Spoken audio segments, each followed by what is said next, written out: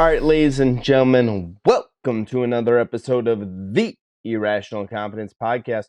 We're talking college football, and it's recap time for week number 11. Some major upsets that shook the landscape, and some people who are just rolling along to that rivalry week. But, like always, I'm joined by my award-winning co-host here, the man who won the Scarecrow Award in podcasting. Yep. He's outstanding in his field, folks. My co-host, Fresh. How you doing? Just being a championship effort every single day, Haps. I do want to talk about awards. I do want to give a shout out to everybody who participated in our drinking game from our Week 11 preview. You know, every time we said any time a version of fascinated or intriguing, we hope you've taken a drink. And if you didn't, you're probably smarter than the rest of us because you probably survived listening to that episode. But if you did participate, congratulations. Hopefully you had a good time listening and participated and had fun. Yeah, I plan to use the words engrossing, captivating, and absorbing this week instead. Be on the lookout, everybody. Get your beverages ready. Yeah, well, we'll see what happens here. All right, Fresh, let's get into week 11 here. Winners and losers. Why don't you lead us off? Who'd you have as your first winner? My first winner, give it up for the Vanderbilt Commodores. Oh, man. Ended a 28-game losing streak to Power 5 programs and got their first SEC W since October 2019. I mean, that comeback, moving the ball down, you saw, Chris Rodriguez in Kentucky run down the field, get the touchdown. You think, all right, they got this thing. They found a way to survive Vanderbilt. Cold, nasty day. And Will Levis, that offense kind of just shrugged through. And then Mike Wright and that Vanderbilt Commodore team went right down the field, put the touchdown in. And as a Georgia fan, you kind of want Kentucky to be ranked to have a ranked win, quote unquote. But I'm so happy for Vanderbilt getting that W. It's huge for Clark Lee in that program and just for everyone there in Nashville. And they've come a long way, but you kind of like to see when you see programs like that, fight through and the practices all pay off and they get a big win. Yeah, big win out of Vanderbilt. Pretty awesome out of them. I was laughing when I saw the score of that one. I go, you got to be kidding me. Vanderbilt came back and pulled that one off. Hey, Florida better watch out next week. Commodores got the Gators in Nashville. So let's go from one bottom dweller in the SEC to a bottom dweller in the ACC. My first winner is the Boston College Eagles and Emmett Morehead with his 3 touchdown passes on the day, 330 yards, beating the NC State Wolfpack. The wheels have fallen off of the Wolfpack party. NC State has completely kind of dropped out of all serious contention ever since Devin Leary went down with that injury. But great job out of Boston College. Absolutely just rolling along in this game. Late touchdown to seal the deal. And just an impressive job out of them, holding NC State to only 335 yards total offense. But the funny thing is, BC only had 329 yards of total offense. But great job out of them. I'm really impressed by the Eagles here. Well, it's even better that BC had lost the previous 25 games versus a ranked team. And getting that touchdown there with 15 seconds to seal it, makes it even better. Yeah, they forced 4 turnovers too, which was really, really pretty cool. Captivated my attention. So there we go. All right, Fresh, who you got for another winner?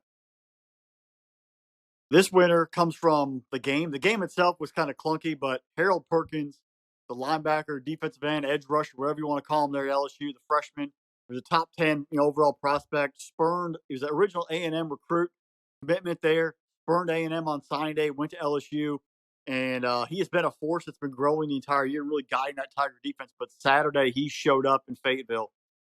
He had 8 tackles, 4 sacks, which tied a school record, 2 forced fumbles, a pass breakup, a quarterback hurry, and even had a sack and a forced fumble taken away on a penalty early in the football game. He literally won the ball game left and right, and he's the one that got that final turnover and final sack to basically seal the deal there. But him on that field was a problem, something to be focused on, something that Georgia have to be worried about in the SEC championship game. He kind of gave me like Micah Parsons vibes, where you just put him on the field, edge rusher. You can put him at tackle in a pass situation, linebacker in space. He was just getting it done with the speed and the athletic ability. So, I mean, obviously he's a freshman, got a couple more years left, but he is going to be a problem and a playmaker for many years to come. And definitely, if he can stay on this track, NFL career, but he definitely locked it down and won the SEC West for LSU. Has them and punched their ticket to Atlanta in a couple weeks. Yeah. That game was a little challenging to watch at times because they were so offensively inept. But good job out of LSU. They rallied this year after that opening season loss to Florida State. I still am a little bit nervous on them, but good job. You're going to Atlanta, man. So is what it is. All right, Fresh. My next winner is going all the way Chapel Hill, North Carolina here. Drake May absolutely balling out. 4 touchdowns accounted for, over 500 yards on the game. And then not only him, but our boy Josh Downs. We haven't talked about him as much. We kind of thought that maybe there was a drop off there since Sam Howell has left North Carolina. North Carolina 9-1, 6-0 in the Atlantic Coast Conference there. Josh Downs, 11 catches, 154 yards, 3 touchdowns. Dude had a day out there playing football. And with all that said, you look at Sam Hartman's stat line, and he goes for 4 touchdowns. Absolutely kind of just lighting it up there. I was waiting for a little more A.T. Perry with Wake Forest here, but oh man, I was looking at that. That was a great game. You know, UNC winning it late on that field goal there. They kind of trailed in that game, kind of had a battle back and forth. Love that one. But there were 52 first downs in this game. This game was, you know, we always make fun of the Big 12 about being defense being optional. Defense was optional in North Carolina this past Saturday. Oh, defense was definitely optional, but the funny part is when you talk about bad defense. If this was last year's UNC team, UNC's defense, they probably get blown out of the building. Their defense did, I guess, just enough to allow Drake May and that offense to make sure that they get it done. Um, I mean, they have a long way to go defensively to get better. But when you have an offense that can put points up and a defense that can just get at least one stop a game, it gives you a puncher's chance. And honestly, that Clemson UNC game could be pretty fun for an ACC title in a couple weeks. So Drake May was responsible for over 514 yards, I think 15 yards out of their 584 yards of total offense. Talk about a kid who really is trying to get into that invite for New York for Heisman. Yeah, he's knocking on the door for sure. All right, Fresh, what you got? Give it up for UConn. Bowl eligible. They beat Liberty. Bowl eligible for the first time in what feels like 30 years. Um, they actually might be Michigan's second best win. They're tied, I think, record wise with Iowa right now.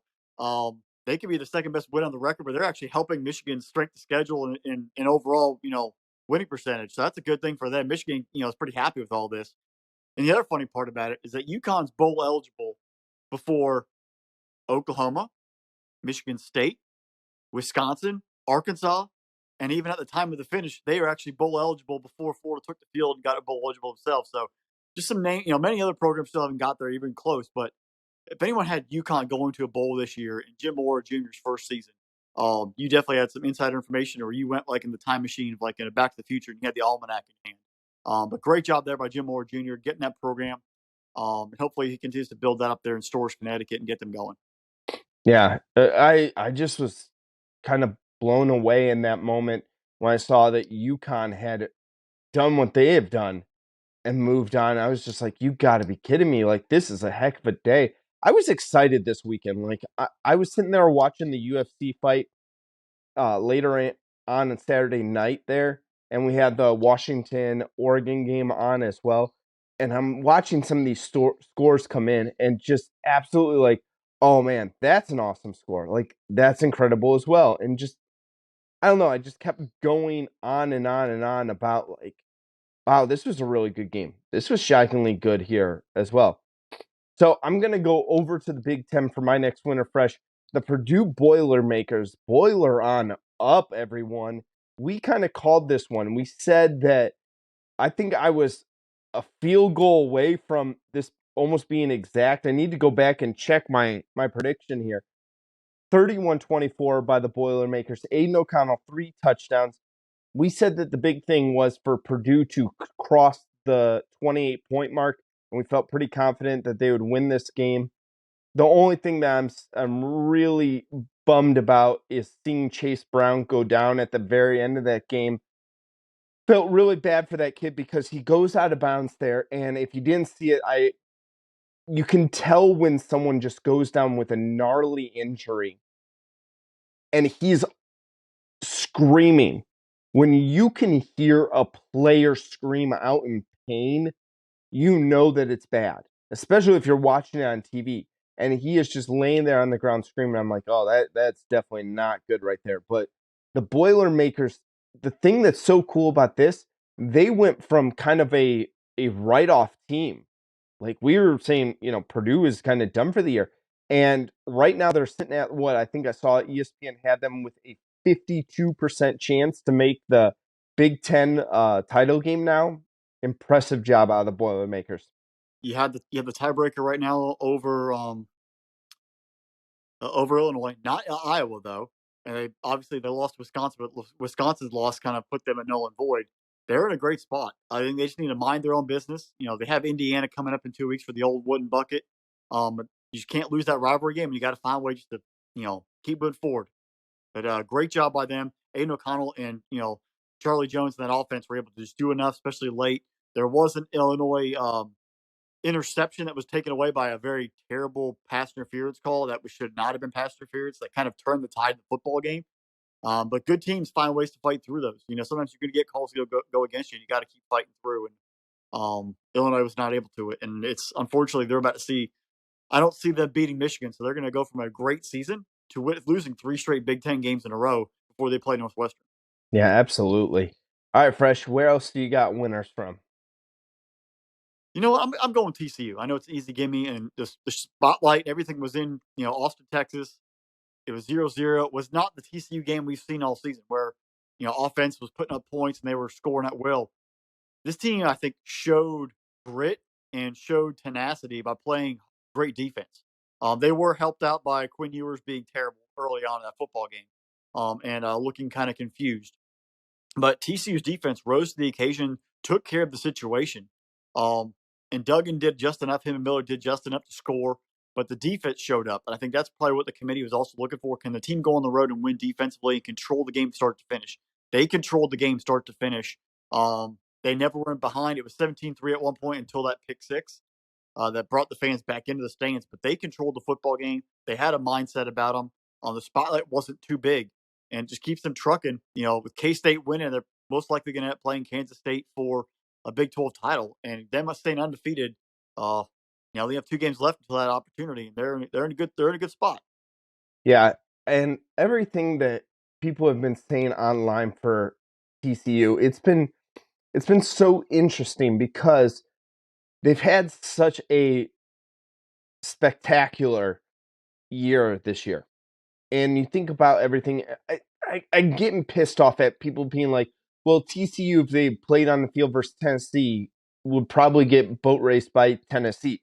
Well, probably, like I've always said here, 95% of the teams in college football would probably have that happen to them. What more do you want TCU to do? Like, honestly, TCU is an undefeated team. If they finish the year undefeated and win the Big 12, they deserve to be in the college football playoff. They have won a Power 5 conference there. They've done everything you've asked them to do. It's the same argument I had last year with Cincinnati is what more do you want them to do? They can't do anything else but what's in front of them and run the table. Yeah, okay, sometimes the eye test isn't the greatest, but there's been other games where TCU's looked like world beaters. I go back to this and my argument, listen, we've gone back and forth this year on Tennessee. Tennessee has been, at times, been absolutely phenomenal. There's times where they've looked less than stellar.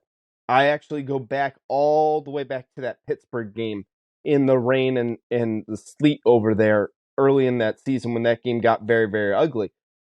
Yeah, you want to sit there and say, like, okay, TCU didn't look phenomenal against Texas, which isn't the best team in the Big 12, and go, okay, Tennessee didn't look amazing versus Pitt.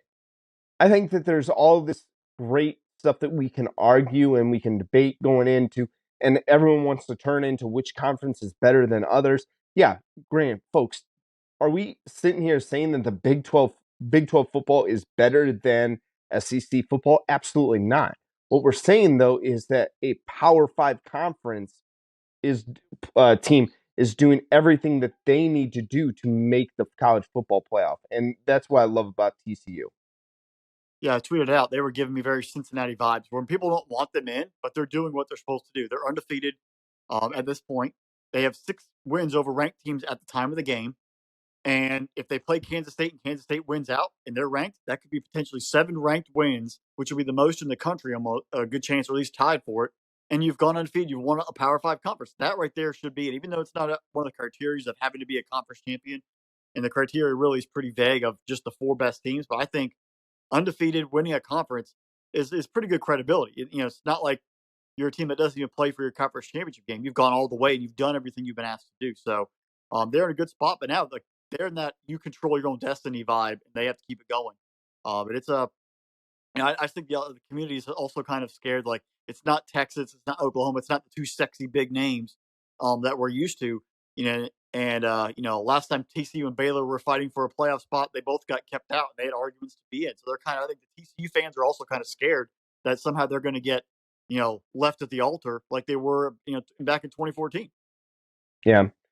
All right, Fresh. My last winner of the weekend here is the Washington Huskies.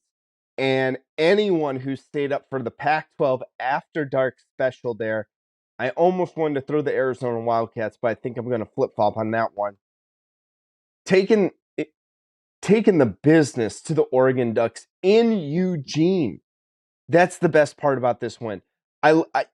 I didn't realize how big of a rivalry Washington and Oregon is. And then I had someone who was a Washington fan kind of explain it to me. Like, I always thought Washington State was a pretty big rivalry. It's like, no, actually, it's called the border war for a reason. And it's Oregon versus Washington. Big win out of them. Michael Penix Jr., great job from him. I I really just am just enthralled with what he's done. He's been absolutely magnificent from going from Indiana, where he looked really good over there. He suffers that ACL injury. He comes back. I think both of us thought that he came back way too early in that.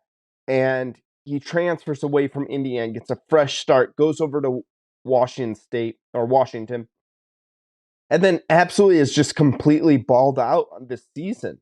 Like, he's been insane at times. I know that Washington has a few bad losses, but he's thrown for 3,640 yards this season, which is number one in the country. And on top of his running ability, and the best thing about this win by Washington, he just threw a live grenade into the last 2 weeks of Pac 12 football. This is what I'm pumped about. Oregon faces Utah this weekend. UCLA faces USC this weekend.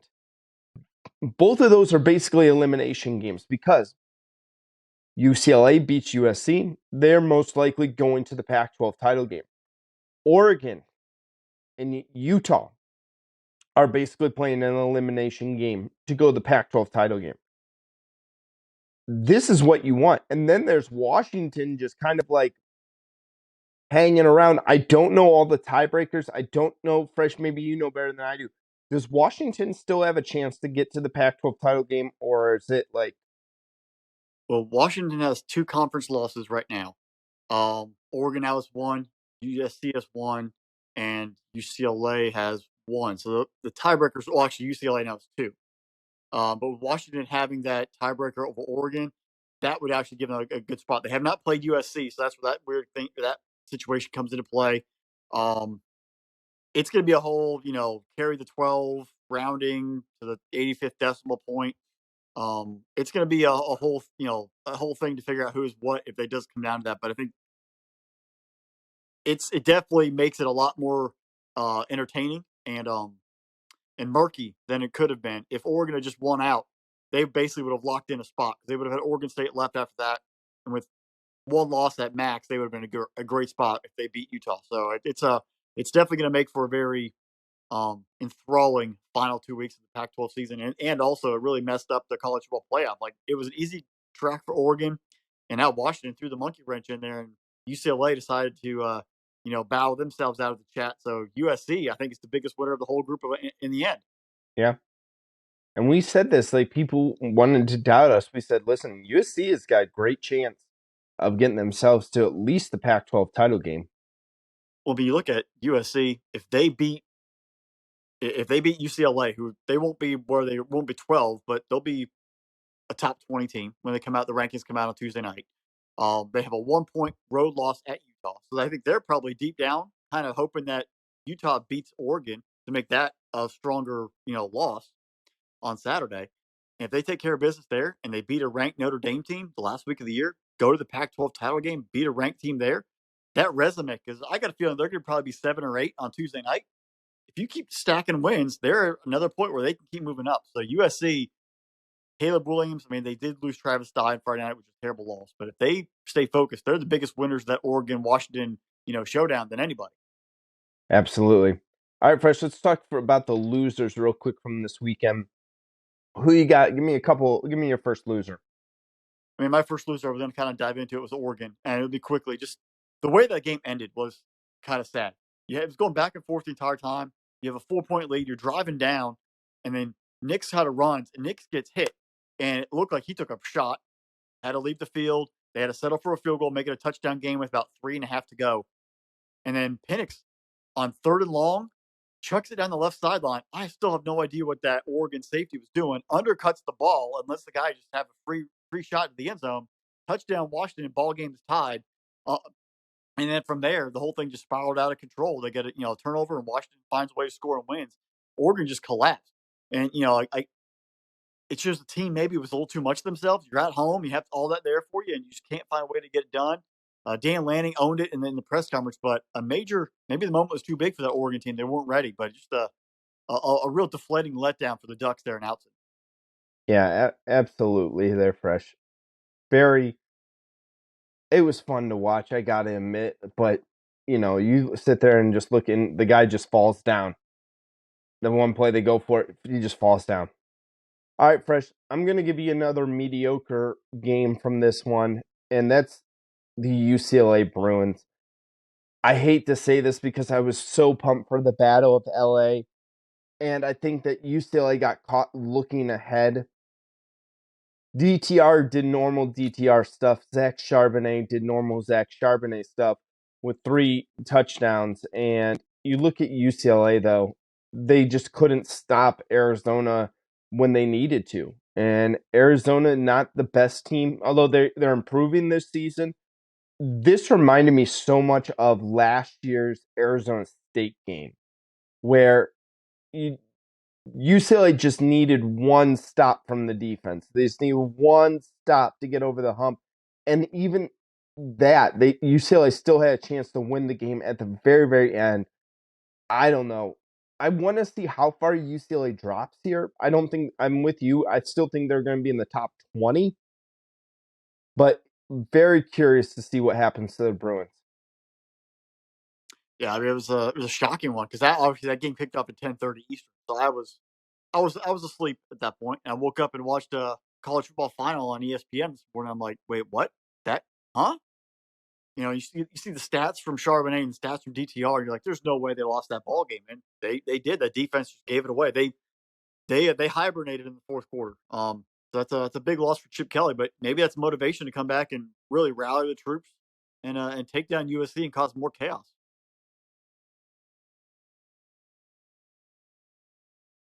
I'm throwing out the Wisconsin Badgers here because if you look at statistics alone, there's no reason they should have lost this ball game, but they got railroaded by 2 touchdowns. Wisconsin had 3 turnovers. One was a pick six. They gave up 94 yards passing to Iowa, 52 yards rushing, and allowed only 11 first downs, and they lost 24-10. It Even the announcers could not believe it. When you flip through the game and you're watching all the games at the 3:30 window and you're going back and forth, you're like, how is this possible? Where is this team? Braylon Allen was running the ball, but they just could not manage first downs. Graham Mertz looked Graham Mertz like, except for the one touchdown pass, the wide receivers wide open. Iowa's offense was nothing spectacular, but they just found ways to grind it out and take advantage of turnovers. Um, you know, major props to Iowa though for getting it done. Now they are in a good spot. They want to mess around and find themselves in Indianapolis, in a couple of weeks to have a repeat, matchup with either Ohio State or Michigan for the Big Ten title, and get embarrassed on national television. But Wisconsin just laid down and gave it to them. And just when you thought Jim Leonard was building up the momentum and getting that program ready to go, they just they bend the knee and they lay down when they had everything in front of them. So it's kind of an ebb and flow where you maybe thought he was the right candidate, and you see this happen. It's like, where was the focus of this football team coming into a game where you had everything in front of you? Just a really, really bad loss for Wisconsin. And, it could, have 2 games left. Do they finish strong? They're not even bowl eligible right now. And do they find a way to get 6 wins and maybe get to a bowl? That's going to be left unsaid with Minnesota still on the schedule as well as other teams. Yeah. That was one that I was watching, and I know that there's some people out there that were kind of ticked that Iowa lost, or Iowa won, I'm sorry, and kind of were hoping that Iowa lost so they would force Kurt Friends to fire his son, but ish, yeah, rough one from Wisconsin. All right, Fresh, this is weird because I don't think I've ever said this before. My next loser is the Oklahoma Sooners, man. Going to Morgantown, having a 20-13 lead going into the fourth quarter, and take me home country roads, coming to winning a game-winning field goal at the end. JT Daniels gets pulled out of this game. Garrett Green goes off on them. Oklahoma, you did everything that you were supposed to do. Dylan Gabriel played very average, but Eric Gray, 25 carries, 211 yards rushing, 2 touchdowns. But then you gave up 200 yards yourself on the ground to West Virginia. West Virginia was 7 for 19 on third down, 4 for 5 on fourth down. The Oklahoma defense could not get West Virginia off the field in this game. It was extremely disappointing, especially with Brett Venables, who came in as a defensive coach, who everyone was saying, we're worried about the offense. We're not worried about the defense. The defense will be just fine because Venables is a defensive coach and blah, blah, blah, blah, blah, blah, blah, blah, blah. You look at this, and this was so uninspired effort by the Oklahoma Sooners. This fan base, I don't know who should be more livid. Well, I do know who should be more livid. Texas A&M fan bases should be more livid than Oklahoma fan bases. But Oklahoma, you should be pissed off too. If I'm an Oklahoma Sooner fan and I'm like, listen, I get it. We got left at the altar by Lincoln Riley. We got left at the altar. He took our star quarterback. But you got the main guy you wanted in Brett Venables. You got a heck of a transfer quarterback in Dylan Gabriel. You're better than 5-5 and 2-5 in the conference. Like, this is a joke for Oklahoma. You're on your way for Nebraska. If this keeps up, you're on your way to being Nebraska. Like, that's what you're on your track to. It's been a bad year altogether for the Dabo Sweeney assistants. You got Jeff Scott at USF getting fired. Tony Elliott up at Virginia, and that team has fallen apart. You 3 pick sixes this weekend to start the football game, or 2 for Brendan Armstrong. That team's been a disaster. And then Brett Venables, just that entire program for Oklahoma, really on the struggle bus. So maybe the Greek grass isn't always that terrible back in Clemson, South Carolina, where you have a program in the ACC you can control. Because you go somewhere else, all 3 are learning real hard life lessons right now. Yeah, it's not easy taking over a top tier program. All right, Fresh, you got any more losers? I got one more. SEC, I have SEC officiating this past weekend was atrocious. Now, if you watched the Ole Miss Alabama game, there were, I would say, at least 5 calls that I saw that should have been flags on Alabama that were never thrown, or were ticky-tack calls on Ole Miss in favor of Alabama. Absolutely atrocious. There's one where Dallas Turner sacks Jackson Dart and then pushes his head and his helmet twice into the ground while he's laying on the ground. He's on top of it. Unacceptable. Never called. Should have been a personal foul. Kid should have been ejected from the football game. It happened twice during the football game. There's a couple other calls in that one. It was bad. Everything was in favor of Alabama. And then the Georgia-Mississippi State game, there was 3 or 4 calls in that first half that went Georgia's way that should have either the flag was picked up or was never called and all went in Georgia's favor. Terrible, terrible, terrible. I mean, I kind of texted my buddy. I'm like, "Well, we're finally getting the Alabama treatment. We're getting the calls that Bama usually gets because if you've ever watched Alabama play, they get calls left and right that just manufacture out of thin air. Georgia got them. SEC officiating, you got to be better. I understand. You see what you see, but you can't see the rating in front of that team's name. You can't see that team. You've got to call the game fair, because it does bring into integrity of the league and integrity of the game, and that's what you can't have that at stake. So there was a couple other calls around other games in the league, and other calls from other conferences not this past weekend, but officiating as a whole was pretty rough. But those instances in the SEC were pretty blatant and terrible, and you guys have got to be better because there's more eyes on the game. There's camera angles. People are watching. You can't just hide in the backwoods and have some writer write up a column about the football game. Everybody's watching. Everybody sees. We know it's tough, but some things are pretty blatant, and you have replay. Use it. Make the right call. Don't make calls based on the team that's playing in the football game. Yeah, this rough one. All right, man. My last loser. And you want to talk about a single loss causing a snowball effect of loss after loss after loss, and that's the Syracuse Orange. Running 48 plays to Florida State's 71 plays. Garrett Schrader, 6 of 16 for 65 yards. That's awful. You completed 6 passes. Sean Tucker, we were high on him. 14 carries, 52 yards. Syracuse, this is so bad. Like, this is so unbelievably bad of a game out of the Orange. And this game was in Syracuse. Game was in Syracuse. 9 first down by the Orange. 9 first down. 1 for 11 on third down. 23 minutes time of possession. And it's not like they turned the ball over a bunch. They had 1 turnover, but that's it. But bad job out of Syracuse. Are they Syracuse Tang right now? Like they're the orange. They're not officially like orange juice. They're like the byproduct. They're like Tang. Tangerine or something like that. I don't know. Maybe a But clementine. yeah, Clementine. Yeah, definitely the smaller ones. They are not the full size Florida oranges. Yeah, I actually do like those clementines though, where you can peel the thing off really easily. All right, Fresh. Those are our winners and losers, but we got to do something most importantly because we love our producer, Drew. He's one of the best in the business. He is the man behind the screen that you guys don't get to see. So for him, and we talked about doing this, so he is going to get this. We are previewing a game in the recap episode. It's rivalry week for the first time ever. It is the Bowling Green Falcons traveling to Toledo. Place the Rockets there. Toledo is a 15-point favorite. Over-under is set at 50.5 points. Fresh, we got to do this game just for our producer here because he is a Bowling Green alumni. Let's talk about the Rockets and the Falcons here. How do you see this one going down? Well, first off, the only reason why this rivalry is truly amazing is that at the Glass Bowl, Toledo, they have a rocket on a pedestal right outside the stadium, and it is at an angle and is pointed directly at Bowling Green's football field. And if it was actually launched, it would land at the 50-yard line of Bowling Green's football field. That is what this rivalry really means. Like they literally have a rocket prepared to make a direct, initial assault and take out the Bowling Green Falcons football field. That right there is pretty awesome. I saw that story and I had to read it twice to make sure it was right. But that is really, really cool.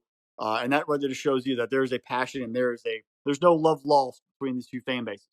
When looking at it, Bowling Green, they're a proud program. They've kind of, been up and down this season, but Toledo has the offense. And that Rocket football team, quarterback, Finn there has been, does it with his legs, does it with his arm, very manipulative in the backfield, and can make things happen, kind of like a magician. And I think he's the straw that stirs the drink here. His ability to make things happen and see things and find the hole is going to cause a lot of problems for Bowling Green's defense. And Bowling Green is going to have to really control the clock, keep him limited keep him on the sideline. But if you want to pull off upsets and find ways to get upset any kind of situation, you have to score touchdowns. So Bowling Green, you have to get creative, find ways to score touchdowns, whether it's fake field goals, fake punts, onside kicks. You have to be creative in an upset. Crazy things happen. You cannot play your normal football game. You've got to have a little extra juice.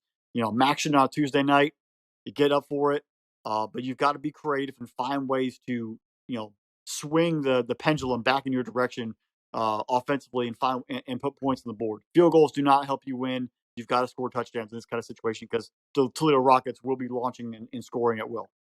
Yeah, so this is an interesting one because it is up there in the Glass Bowl, and which over the summer we talked about this.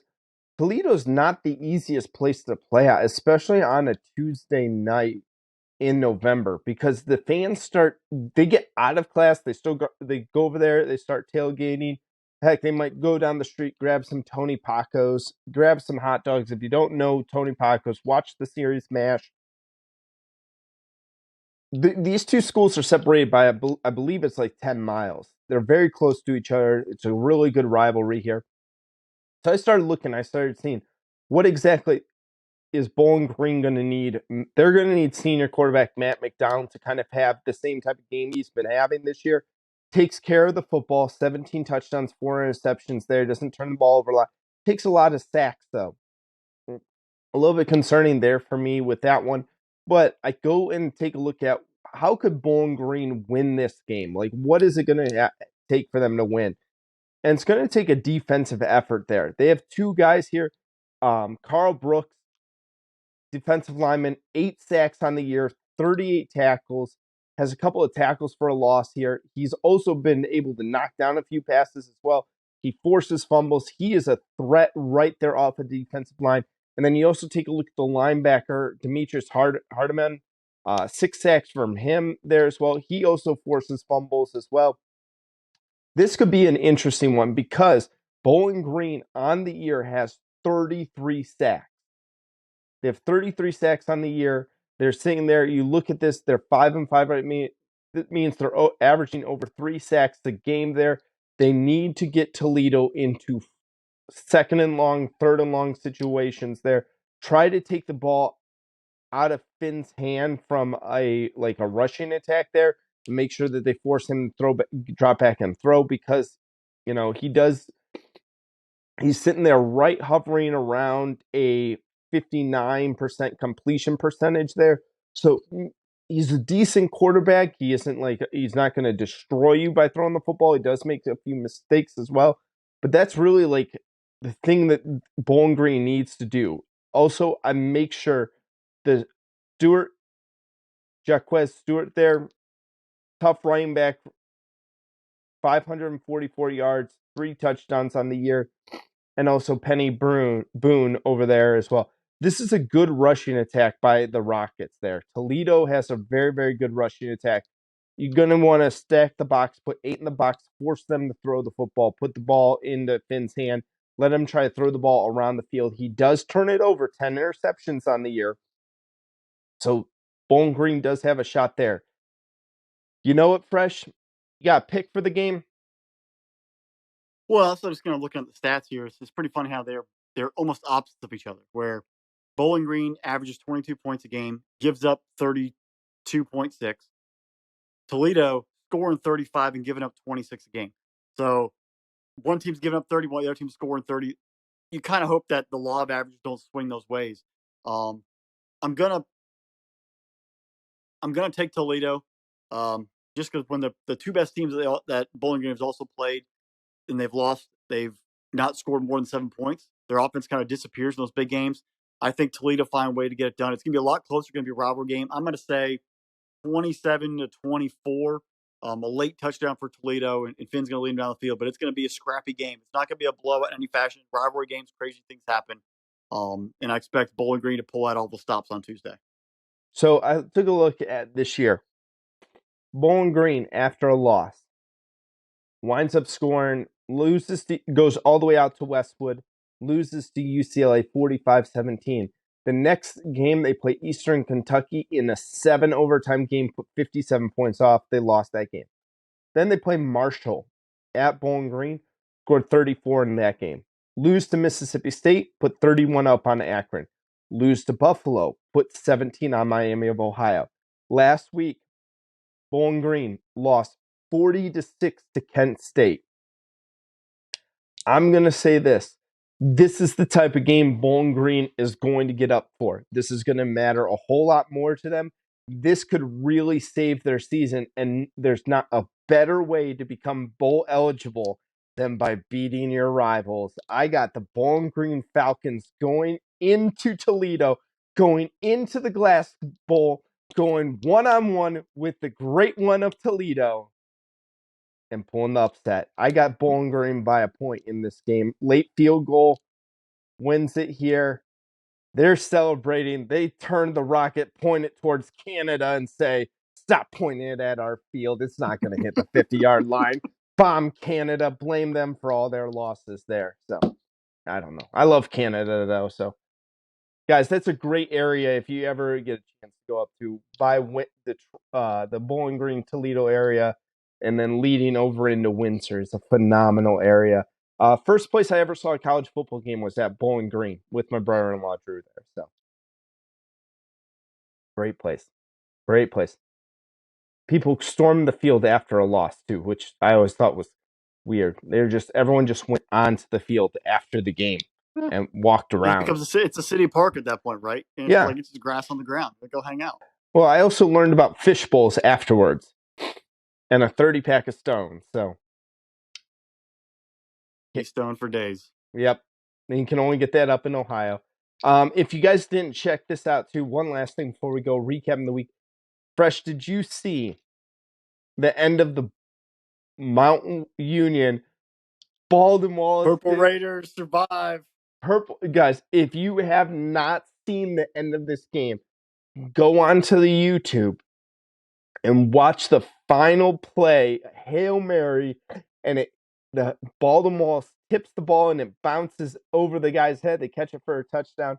Check out the final play of the Mount Union Baltimore Division III football game. It's worth the 10 minutes of your time just to find the clip and watch it. Check it out there. Did they not get the memo that it was your wife's birthday and she's a Baltimore alum? Like, that's not how it's supposed to end, right? It doesn't work that way, apparently. But Purple Raiders took care of business. It's impressive. All right, folks, you've been listening to another episode of the Irrational Confidence Podcast. We're part of Spinnable Sports, so make sure you're going to spinnablesports.com. Yep, that is spinnablesports.com to get all your sport needs. Like, subscribe wherever you get your podcast from, whether that's Apple, Spotify, Good Pods, Amazon Pods, anything Pods.